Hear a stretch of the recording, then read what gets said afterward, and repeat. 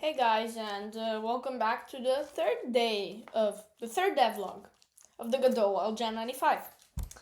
So we have almost 6 days left, and this is my progress. So today I only drew one sprite. So this is a little tile map out of 16 by 16, so 32 in height and 16 in width. This will be the dam of the game. I've got quite a few arts. So the game has upgraded quite a lot. As you can see here on the side, the scripts have grown larger. There's a lot more scripts and stuff like that. So the arcade UI is the same. The bullet is the same. And then here's a new feature that I implemented today. It's the fuel pad. So you might reckon it's a bit slow, but if you might recognize it when it shows. Yeah, there, okay. So this is the fuel pad. And what it does is basically when you're on top of it, so the animation here, it plays basically when you're on top of it, it gives you fuel. That's it, and you can destroy it for extra points, which I still have to implement if I think back at it. Yeah. So I also implemented new features, which are the spawners. So there's the fuel pad spawner, there's the helicopter enemy spawner, which is a new enemy. It's this. I don't know if you can see it well, but it looks like that. It's a very, very simple sprite. It has its own spawner, and everything has basically its own spawner. So yeah, you can see it's it takes a bit long. This is the same thing. Okay. But yeah. So that's it. So go over the scripts that are new. So the fuel pad script, fuel pad script. So we take the current player. We do some variables here, which are the increment speed, so how much they increase by, is it fueling, and the health, because you can shoot it for points, as I said before. So it connects to a respawn signal that I made that just basically destroys everything, and then they spawn again in the spawners, so it just keeps stuff consistent and it doesn't have like 3 or 2 enemies in the same area, which we don't want. So in function process, we basically check, is it fueling and do we have player? Print fueling up. So player.fuel plus equals fuel speed times delta. So that's how much it increases. So the longer you stay there, the more it increases. So, and then if health, it dies on area entered. If it's player, it turns fueling to true and stuff like that. And then bullet, it dies basically. And then area, fueling false. When it exits, when it's out of the screen, it just queues off. So this is the spawner code that we basically have for everything. So I'll just go over the spawner code. So we always take the player because we need the player respawn signal to make it work. So we basically preload the scene that we want to spawn. And then we check if player.respawn.connect renew enemies. So that's our function right here, renew enemies. And with that, we basically just print respawn. That was to debug. And then we create a variable, which is the instantiated fuel pad scene. So it's a new fuel pad scene. And then it gets its parent, adds a child of fuel pad, which is this variable. And then the fuel pad equals the global position of the spawner. So this is the game again, which is the button logic. This is the helicopter spawning. It's the same thing. This is the upgraded character script. You might notice it's way longer. Yes, I added a lot of functionality. I was thinking it was a bit less, and I just kind of spent a lot of time on it today. So we do the signal respawn. These are our variables. We do max speed, min speed, acceleration, bullet spawn, which is the marker to the player, animation, hitbox, we are not using that currently. Score label, attempts label, fuel label, that's new. So spawn point, that's where we spawn. Yeah. And then we have a few more few more things here, which are the forward speed, attempt, so basically health, dying, fuel base usage, fuel speed multiplier, score increase, and score speed multiplier. So we preload bullet right there. We play idle, which is just the still sprite.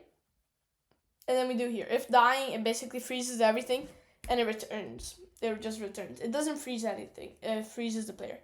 So this is how it's working, the speed and stuff.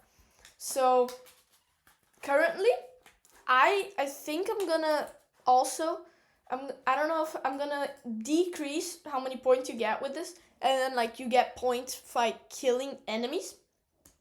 But right now, the way it works is it creates a new variable called current store, and then it takes the score increase and times it by the forward speed and the score speed multiplier. So the faster you are, the more points you get. Because that's kind of logical. That's the more meters you travel, the more score or meters you... Yeah. So then we do the score label thing, which just displays the score. Floor is just rounding. And then attempt, if lower than 0, just get 3 and quit. Because we don't want this to update. Yeah. And then we do the attempts for the health, which is the same thing. And then we do the same thing for fuel. The fuel is a bit more complicated because we have to clamp it. And this is debug, which is a bit more. So we have to clamp it so it doesn't go over 100 and lower than 0. So we clamp it there and it's fine. And then we do the same thing for the label. And then if fuel's out, we die. So that's a new thing. I made the die function. So it calls die. It doesn't like just work. It just dies. It calls die, and it die carries on the thing there. So this is the shoot function again, and then die. So if dying, return. If you're already dying, then you return, so it doesn't go over and over again, because we ran into a problem. I ran into a problem where it was dying, and then that solved it. So if that dying equals true, this was the hitbox thing that solved the dying, but that just solved it. So anim play death, which is the explode animation, wait till it finishes, -1 attempt, global position equals spawn point, respawn.emit, so that's the signal, parent respawn, fuel equal 100, so we reset fuel, we play idle again, and then dying equals false. So we can die by either hitting a player, hitting an enemy, or hitting the wall. That's just how we die, and that's the full script. It's not that complicated. Then this is our river raid script. That's basically nothing. This is our enemy script, which is the same for the helicopter and the ship. So it basically just has speed, what the sprite is, and the direction. So when it's supposed to turn and stuff. Then the enemy class scene, var player, and then we get our character body. For some reason, they weren't working without this solution, so I had to like search it up and see, and this actually kind of worked. That's in Portuguese. So health equals 1, so it just has 1 health. You hit it once, it's dead. So the function process, we basically make the velocity vector 2, which is direction speed and times speed and 0. So we don't want it to move in y vector at all. So if health lower than 0, Q free. So delete it. Oh my god. Okay, done. Global position plus equals velocity times delta. Since it's an area 2D, I can't move it with move and slide and stuff. So this is how it's working. And then function kill enemies. That's basically the respawn thing. Just kill everything. Yes. And then function on entered area. So if it's a bullet, it queues free. If it's the player, it also queues free. But it just detects which is getting hit. And then if it hits a wall, if body is a tile map, print hit wall direction X equals minus direction X. And then we flip it. So we basically just flip the sprite. We just do that. And that's for the helicopter. And if it's out of the screen, we queue free it. This is the ship. It's the exact same thing, except right here it's different because they flipped the sprite wrong. And this is the ship spawner. So I have a lot more scenes now. As you might notice, I have the fuel pad spawner, the game, helicopter enemy spawner, river raid helicopter enemy, river raid player, river raid ship enemy, and then the ship enemy spawner and stuff.